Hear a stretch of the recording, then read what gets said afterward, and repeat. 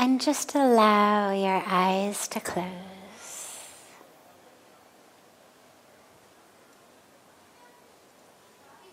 And allow yourself to come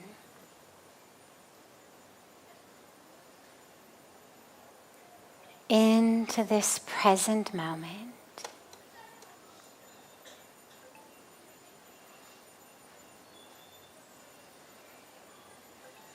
Right here, right now.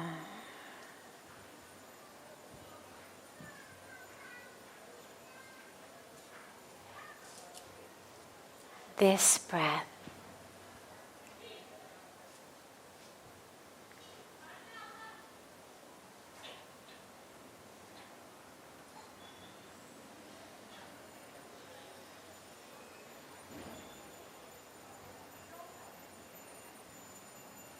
Draw the awareness to the breath.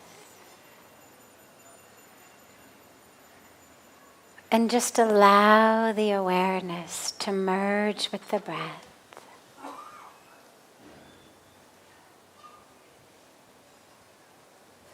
As it flows in and flows out.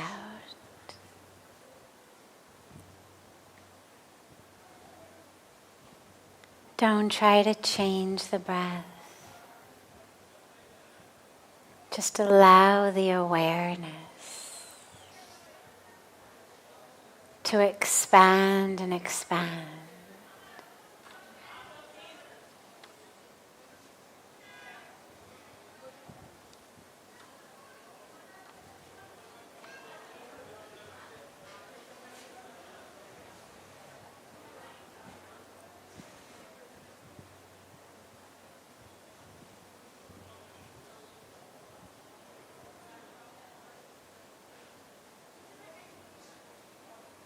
As you inhale,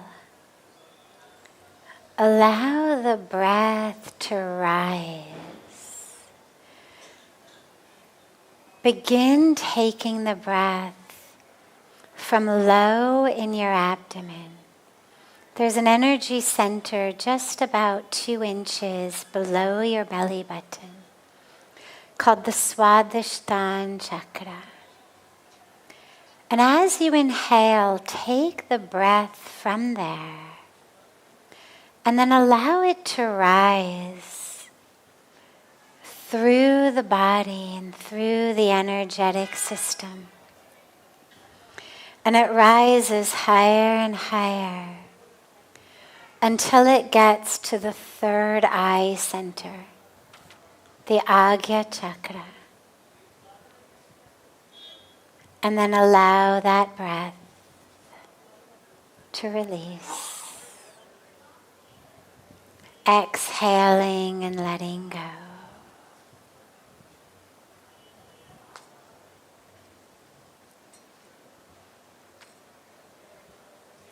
As you inhale, the breath rises and rises. Higher and higher. Closer and closer up to that 3rd eye center.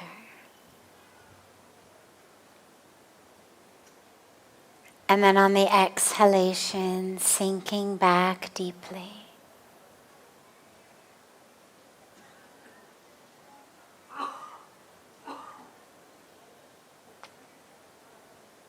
Back down deeply into the Swadhisthana chakra.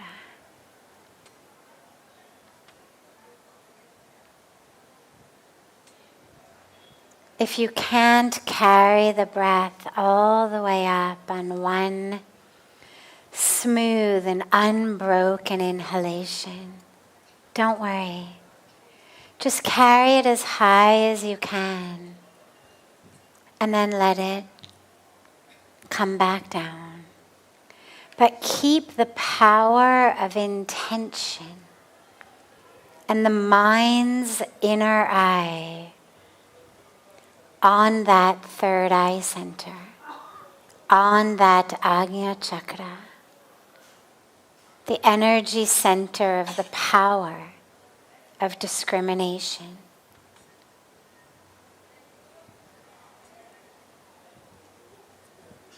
Take the breaths at your own pace, not forcing anything, just gently rising higher and higher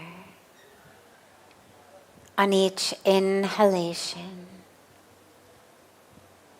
and sinking deeper and deeper on each exhalation.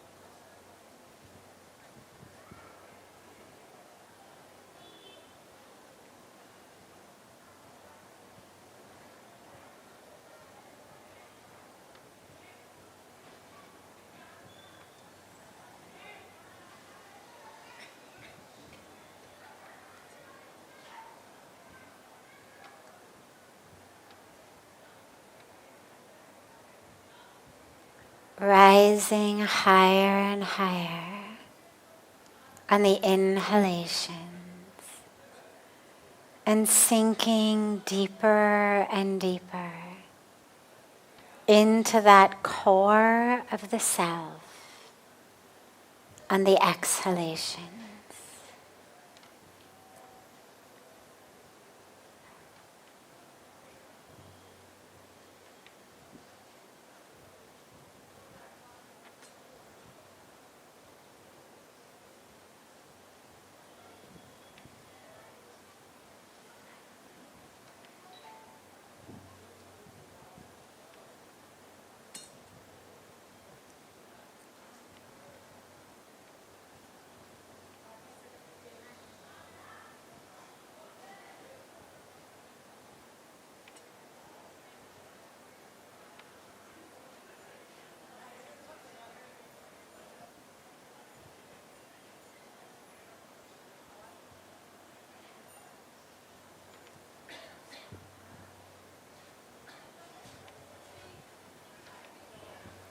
Slowly and gently bring the palms of your hands together and rub them gently against each other.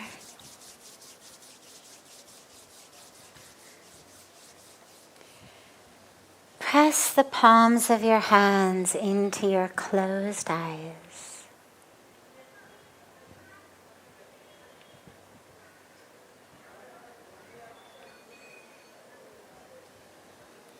Slowly lower the hands and open your eyes.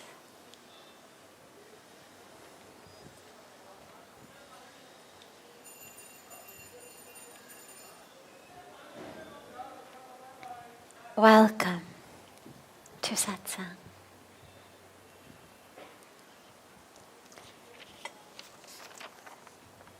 Starting with a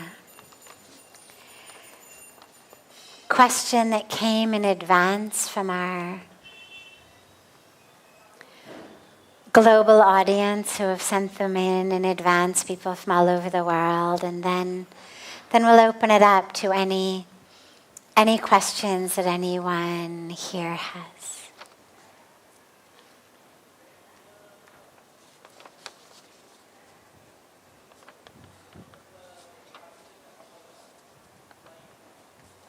How can we overcome our negative self-talk and cultivate a more positive and self-affirming mindset. Wonderful.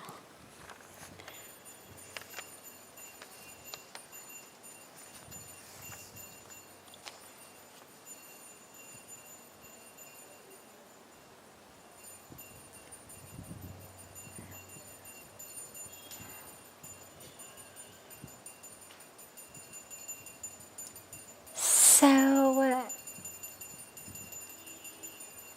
raise your hand if you've ever experienced any kind of negative self-talk. It means saying to yourself at any point, oh my God, you're so stupid, or you're this, or you're that, or you can't do anything. Okay. So, pretty unanimous. And I wanted you to do that, and I did it with our eyes open. So everyone could see that, yeah, it happens to everybody. It's very normal. Rather, I should say it's very common. Normal depends on what we think about the nature of our psyche and the mind. So it's very normal in terms of the way that we've been brought up, the way that our minds have attached themselves with Maya, with ignorance. See, here's how it happens. And in the problem is the solution.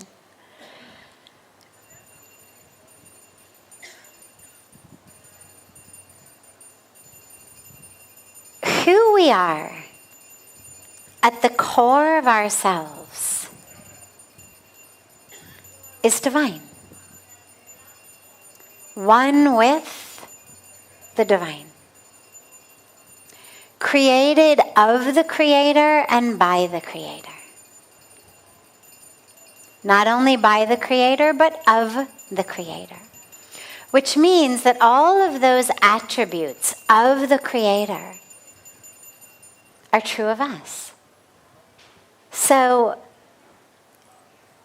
attributes of God, infinite,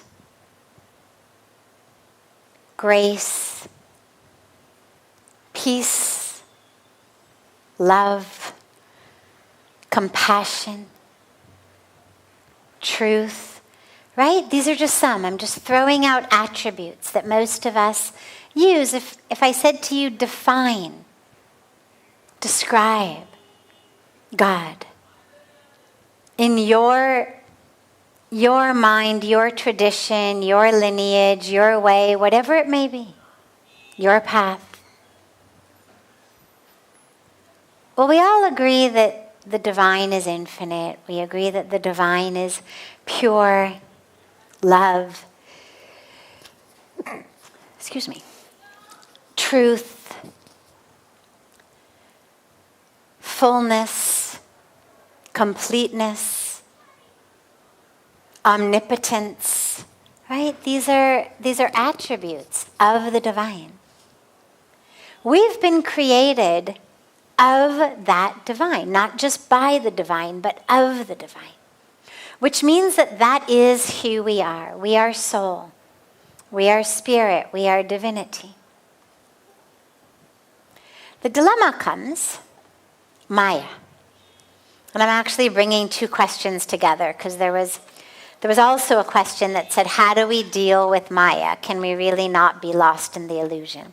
So we're actually putting the question of Maya together with the question of negative self-talk because they go together. Maya says, you are the body. That's Maya. Or that's what we would call more specifically avidya or agyan, meaning the lack of, the absence of knowledge or wisdom. Lack of gyan, lack of vidya, makes us think we are the body. It's an aspect of Maya. When I think I am the body, well then, God, it's really not beautiful enough. It could be so much more beautiful. I mean, I could be a different height. I could be a different weight. I could have a different set of proportions of, bust to hip to waist. I could have a different skin tone. I could have different hair. I could not have a pimple on my nose. So many things could be so much better. And I look around at all the people who I think are more beautiful than I am, and I feel not so attractive. I could be so much smarter. There's so much I don't know. And I look at all the people who are smarter than I am, and I think, oh God, I don't know anything. And I could be so much more skillful, able, efficient, effective. And I look around at all the people who are doing things so much better than I am, and I think, oh, not fair, I'm useless, I'm worthless. Right? So you see how, from the identification as the body, what it looks like, what it can do, its status in society, through that agyan or avidya, through that maya, I suffer. I don't feel beautiful enough. I don't feel smart enough. I don't feel successful enough. I don't feel popular enough. Oh my God, maybe that person doesn't like me. Maybe I'm not likable. Why didn't anybody comment on my social media post? Right? This is what goes through everyone's minds, sadly. Why does it go through our mind? Because in that ignorance, I have identified as this body, this role, this story. I've hooked into Maya. And I've decided it is truth. Therefore, my mind is constantly telling me, you're ugly, you're stupid, you shouldn't have said that, you're worthless, you're not smart enough, you'll never be successful, you'll never be this, you'll never be that, look at how much better that person is. Who do you think you are? Surely you're going to fail. So the answer to the negative self-talk is not just about substituting it for positive. I mean, you could do that, and on a very basic level, it'll work. If instead of saying I'm ugly, if I do enough affirmations and say I am beautiful, and I put Post-it notes up all over my house that say I am beautiful, I could change that self-talk. And that's helpful, but ultimately it is symptom alleviation. It isn't actually addressing the core cause. The core cause is this false identification. Because if I think I am the body, well, sure, things like ugly or beautiful are obviously subjective, but in an objective, truthful reality as well, there's going to always be a lot of people who are more beautiful than you are, more handsome than you are, more successful than you are, smarter than you are, funnier than you are, more popular than you are, better at doing pretty much anything that you want to do than you are. You paint, there'll always be people who are better painters. You dance, there will always be people who are better dancers. You write, there will be people who are better writers. So every time I identify as that which I do, or as that which I look like, or as that which I have, I'm laying a very fertile ground for that negative self-talk to blossom. And this is where we have to go about fixing it from the foundation. So if your negative self-talk says you are ugly, sure, one answer is learn to say I'm beautiful. But a deeper answer is I'm not this body. This isn't who I am. Who's the I that's ugly? Sure, there is a body, like you have a car. And your car is nicer than some people's car, and it's not as nice as other people's car. Fancier than some people's car, not as fancy as other people's car. But it isn't you. And if your negative self-talk says you're stupid, yeah, you could go back with, I am brilliant.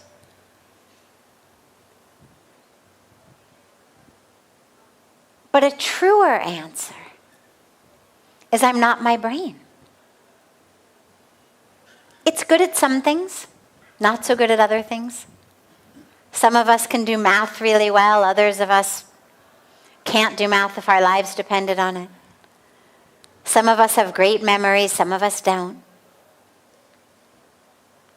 Some of us are more creative in certain ways than others.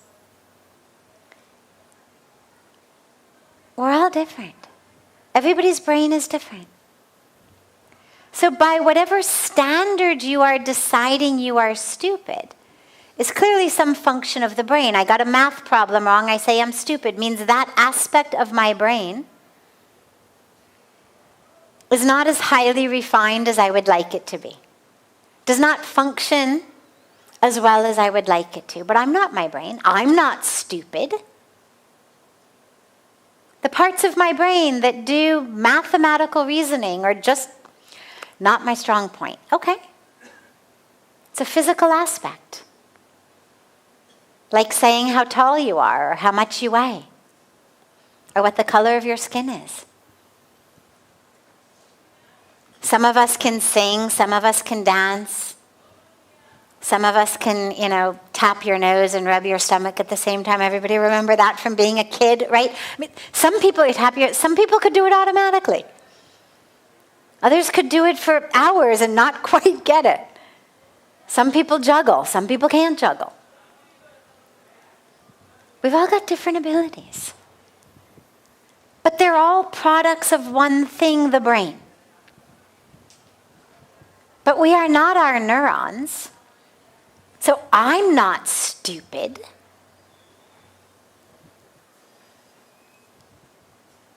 I'm not ugly.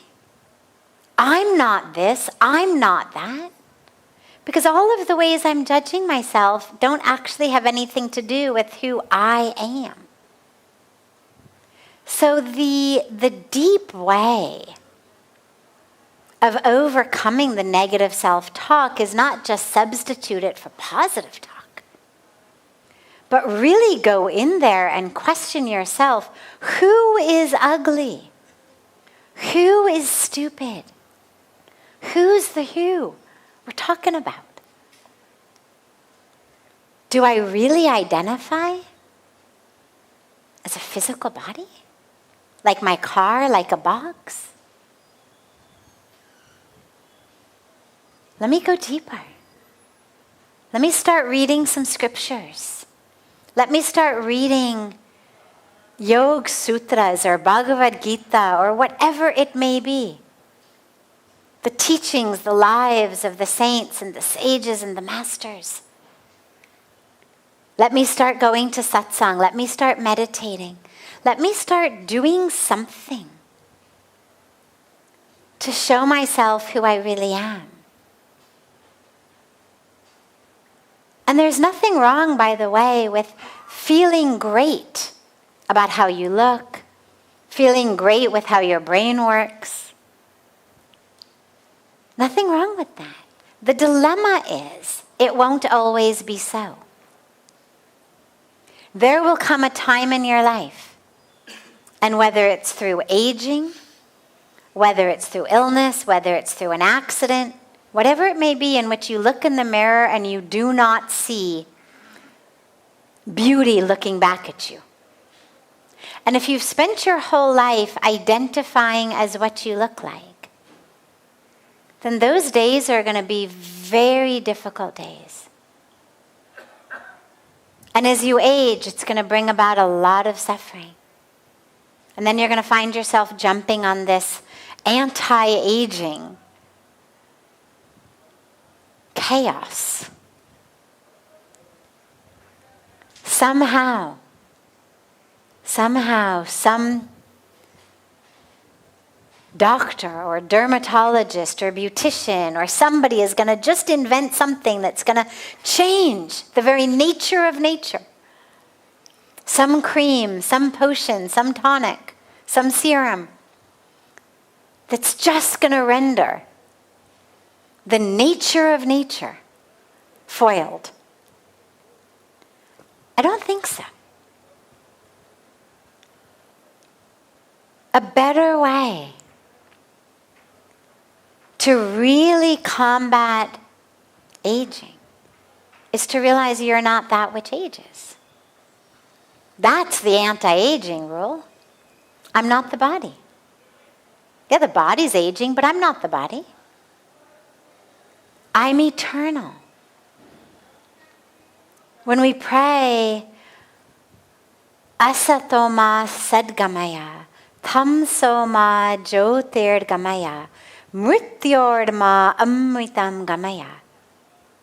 Lead us, the last part says, lead us from death to immortality.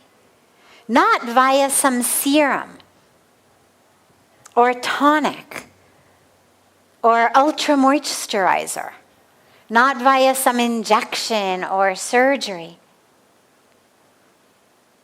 But via recognizing that who you are is the soul which is eternal, not the body which is mortal.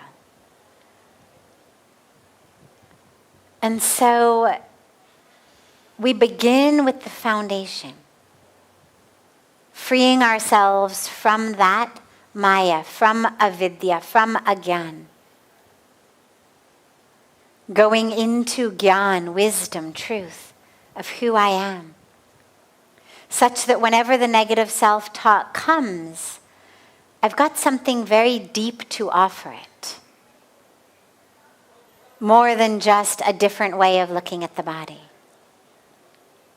And then, as I age, as my bank account goes up and down, as my identity of my career or my family relationships, as these things change, as I age, as I retire, as kids move out of the house, I'm not dependent upon that identity, that role, that relationship to think about who I am. So we've addressed 3 questions in one. Maya, negative self-talk, and anti-aging. Questions here? Yes. Hello. Hi. Could you speak to the nature of love? I'm trying to The nature of? Love. Love. You alluded to it a few times, and I'm just trying to understand what love really is. Not in a romantic sense, just the rudimentary, primal feeling of love. Well,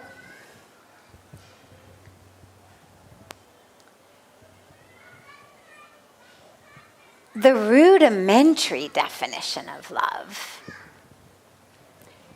depends on who you ask. Because for some people, if you just want the basic definition, they'll tell you it's an emotion. I feel love. Sometimes I feel anger, sometimes I feel sadness, sometimes I feel love. You bring me flowers and chocolate, you massage my aching back. I love you. You do everything I want, you make me feel so good about myself, you bring me breakfast in bed, I love you. You don't do those things, Or God forbid, even worse, you treat me awfully. You say very mean things to me. You hurt me, but you betray me. Well, then I hate you. Right? And then hate is an emotion also. In that sense.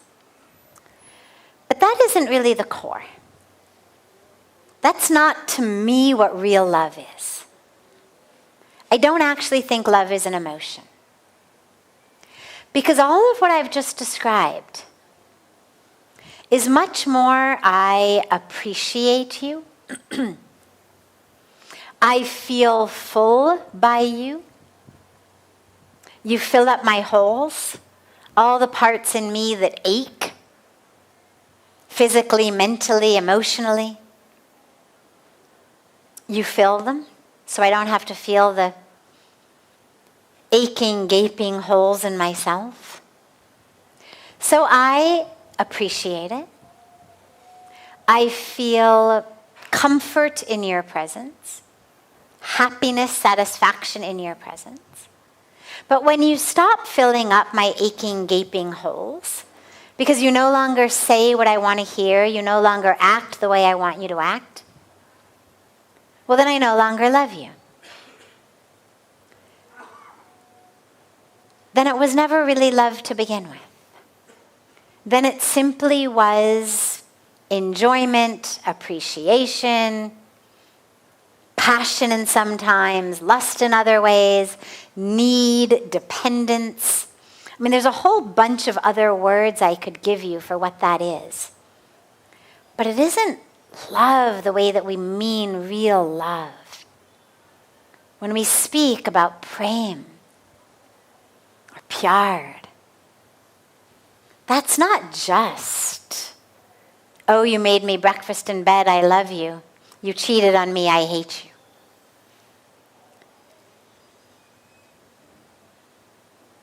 Real love is of the spirit. It's heart chakra energy to heart chakra energy. It's on the deepest level, soul to soul. All of what I described before is simply body to body and mind to mind. You make my body happy, you make my mind happy. But if I really love you, then I love you, the core of who you are, the essence of who you are. It means I love your soul, I love your spirit, I love you from the center of me that is love, that is energetic love, that is connecting to the energy of love in you. And that's an energy of the universe. That is there regardless of what you do, regardless of whether you're here in front of me or you're somewhere far away. That's a love that I feel. You may have been the one who turned it on, who turned on what I call my internal love manufacturing plant. But ultimately that love is now in me. It's an energy in me. And it makes me look at trees differently and flowers differently and the stars of the night sky differently. It makes me look at the world differently. Because love has changed the very nature of who I am and how I'm living. So it's an energy. It's a very powerful energy. In the kirtan and the arati that we sing is that beautiful line that Pujya Swamiji leads us in, Sabse unchi prem sagai. The highest form of love is love for God. Meaning, if I love you, and I want that love to be the highest love, not just lust, not just passion, not just dependence or attachment, but really the highest form of love, then the divine in me is loving the divine in you. Then I am connecting from that place within me that is divine with that place within you which is divine. So then it's not half and half become one. Then it's one and one become one. And that's the energy. And it's the energy of creation. It's the energy of the universe. It's the greatest energy in the world. And so many things can catalyze it. The one we love is a catalyst for our internal love manufacturing plant. So if you loved and you lost, or you loved and you were betrayed, sure, you may feel anger at the one who betrayed you, but don't let the love go away from within you. That person was just a catalyst for turning on that love factory inside you. Let it keep going. Because that love is yours. And that love is you. Beautiful. Other questions? Yes. And then we'll come here. Namaste. It is often said one should be able to change their circumstances if they are not conducive to your growth or your well-being. But what if you are not able to do that and you have to live despite whatever your environment is and you have to live in it? How does one cultivate the disconnect so that that doesn't affect you on a mental level and an emotional level, and you still grow and prosper despite being in the circumstances which you think are not conducive or right? Beautiful. There's a reason that the national flower is the lotus, right? There's a reason that in our pujas we offer lotus flowers. Every year on Ganga Dashera, we offer these beautiful lotus flowers to Ma Ganga. Thousands of them. It's exquisite. Why do we worship and love the lotus flower? Because it's a symbol. It's a symbol of beauty that grows in the muck. The lotus isn't needing to leave the muck to become beautiful. She grows in the muck, but she's not letting the muck in her. And that's the key. Is if your circumstance or your situation is not conducive, and you cannot change it, well, then you become like the lotus. Because one thing is absolutely crystal clear. No one on earth has the power to prevent you from living your dharma or to experiencing the truth of who you are or to attaining enlightenment, moksha, samadhi. No one has that power unless you give it to them. If you say, you make me so angry, it's your fault I'm angry. I was so peaceful, then you came home. Then I've given you the power. But that's up to me. Unless I give it to you, no one has the power to prevent me from fulfilling my dharma, whatever the circumstance might be.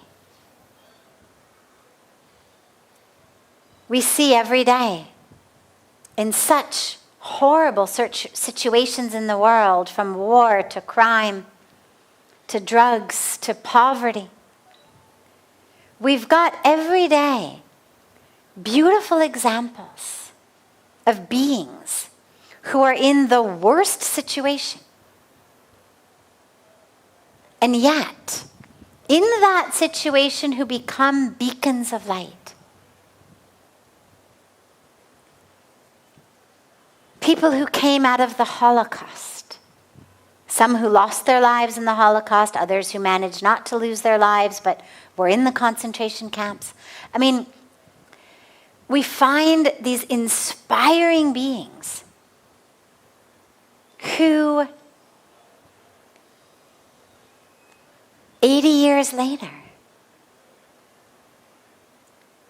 are those we are looking to for inspiration. How do you live? And obviously what they're going through, what they went through, is far worse than what we go through. But nonetheless, in the midst of a concentration camp, in the midst of losing every single family member, of knowing that your number is next, we have beacons of light, people who manage to stay anchored in love, hope, faith, truth, compassion. People coming out of gang-infested cities, drug-infested cities, poverty-ridden places, and who become leaders, world leaders, beacons of light. And I mention this because they remind us it is possible. And every time you feel like my circumstance, my situation is so bad that no matter what I do, I cannot be peaceful, just spend half an hour online, Googling some of them. Just read. Read some of it.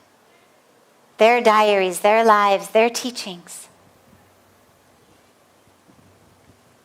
Because it'll just remind you of the power that you have. I'm not saying it's easy.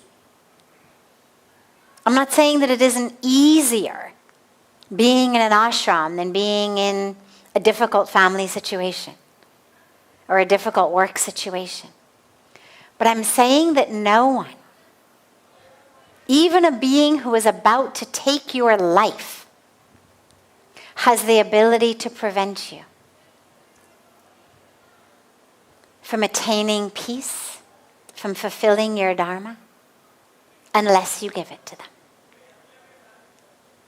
And so you need to remember that. Stay anchored, stay grounded, but also set boundaries. With love, you can come up with all kinds of ways to do it. Set up a certain number of hours a day that you are in silence. Ye mera mon hai.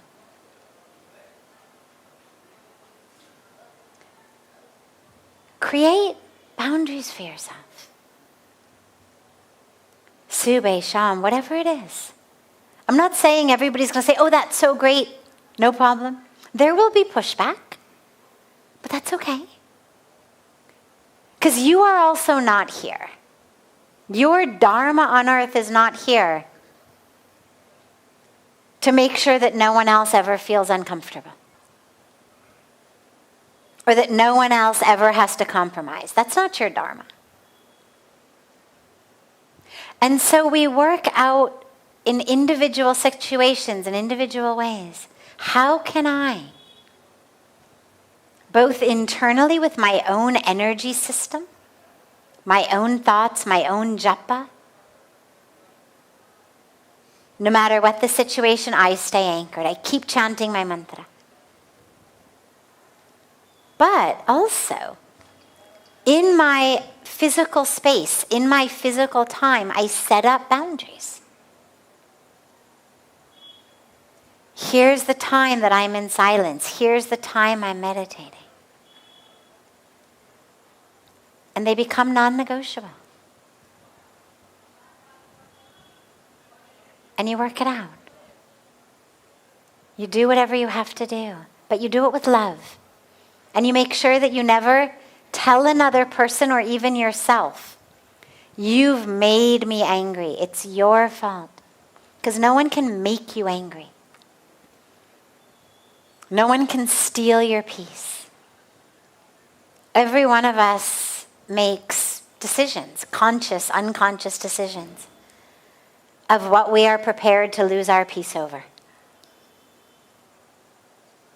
But that decision is up to us. And again, I realize there are situations that are easier than others. But this is an opportunity for you to really be clear about what are you prepared to lose your peace over and what are you not. And what are your boundaries? And to keep that japa going all the time. And to just be aware. Just notice it. Anger is arising. Not I am angry, but I notice anger is beginning to arise. And you look at it, you see it, you notice it. Hi, I don't actually have time for you today. I've already committed the day to spending it with love instead. You can try again tomorrow. I think I'll be busy again tomorrow too. But thanks for dropping by. Right? You're in a meeting. Someone tries to interrupt you. I'm so sorry. I'm already... Time to de diya. I've already committed my day to love instead. So sorry.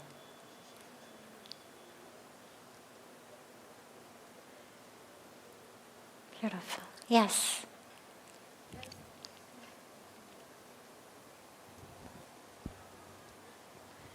Thank you.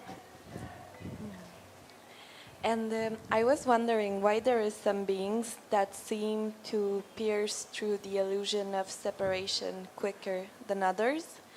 And then I felt that that question might be related with predeterminism and sovereignty. Why some of us have fear of separation? Repeat that. Can you...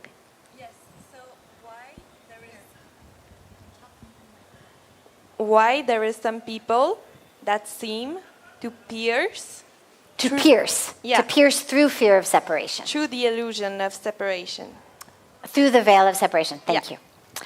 Why some people are able to pierce through the veil of separation, meaning why are some able to see the truth, to experience the truth, to get through that veil of Maya and others are not? Is it predetermined?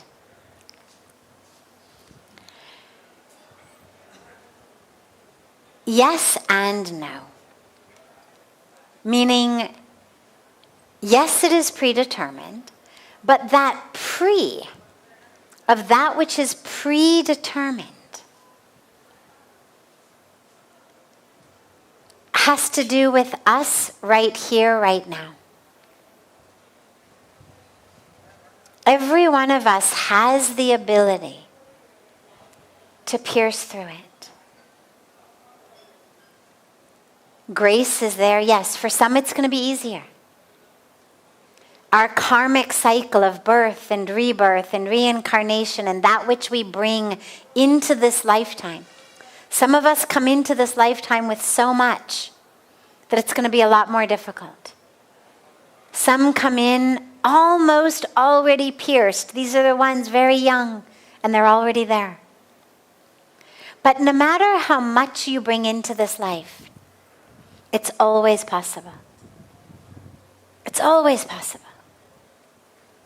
Just keep working it. Keep working it. Keep reminding yourself. Keep anchoring in your truth. And then one day you'll just realize, I can see. And you realize the veil itself was an illusion. That there never was anything to do. There never was anything to pierce. Because here you are.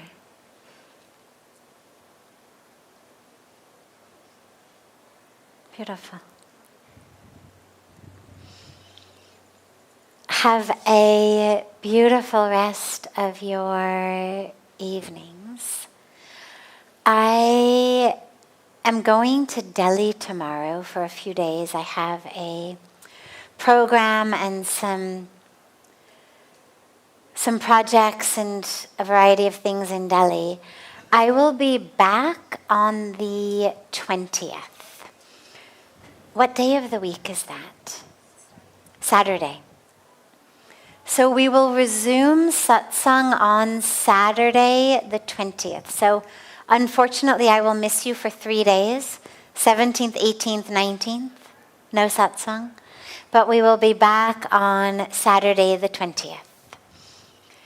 If you're still going to be here in Rishikesh, I look so forward to seeing you. If you won't still be here, then feel free to send in your questions online, or you can get them to our beautiful Seva team here, and they'll give them to me on the paper to begin with as well. And so much love